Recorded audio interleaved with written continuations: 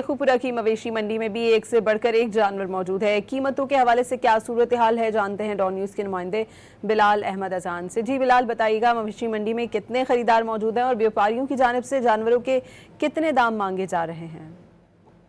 जी बिल्कुल, देखें जो शेखुपुरा की मवेशी मंडी है इसका शुमार पंजाब की बड़ी मवेशी मंडियों में होता है, जहाँ पे व्यापारी ना सिर्फ मुकामी सतह पर बल्कि जनूबी पंजाब से भी व्यापारी जो है बड़ी तादाद में इस मंडी का रुख करते हैं, अपने जानवर लेकर आते हैं ईद उल अज़हा के मौका पर, ताकि उनको वो फरोख्त कर सकें। लेकिन अगर अभी हम बात करें, अभी से सूरत हाल के मुताबिक जो है खरीदार यहाँ पर बड़ी तादाद में मौजूद है, लेकिन रेट सुनकर अभी तक उस हिसाब से खरीदारी नहीं हो पा रही जिस हिसाब से, यानी कि इन दिनों में माजी की अगर हम बात करें तो खरीदारी हुआ करती थी। खरीदार मौजूद है, भाव-ताव का सिलसिला वो भी जारी है, लेकिन खरीदारों का यही शिकवा नजर आ रहा है कि महंगाई इस दफा बहुत ज्यादा हो चुकी है। यानी कि जो जानवर, अगर हम बड़े जानवर की बात करें तो जो जानवर पहले 2 से 2.5 लाख रुपए का पिछले साल मिल रहा था, अब यहाँ से 3.5 से 4 लाख रुपए से कम व्यापारी देने को तैयार नहीं है। अगर हम बकरे की बात करें तो जो बकरा पहले पिछले साल यानी कि 50 से 60 हजार का मिल रहा था, अब 80 से 90 हजार का बकरा जो है व्यापारी इससे कम देने को तैयार नहीं हो सके। दूसरी जानिब व्यापारियों का ये कहना है कि महंगाई बहुत ज्यादा हो चुकी है, अजनास जो हम जानवरों को खिलाते हैं वो बहुत ज्यादा महंगी हो चुकी है, इसके बाद जो है रेट बहुत ज्यादा बढ़ चुके हैं। अभी जो है ईद उल अज़हा इसमें 1 से 2 रोज बाकी रह गए हैं, इसके बावजूद जो है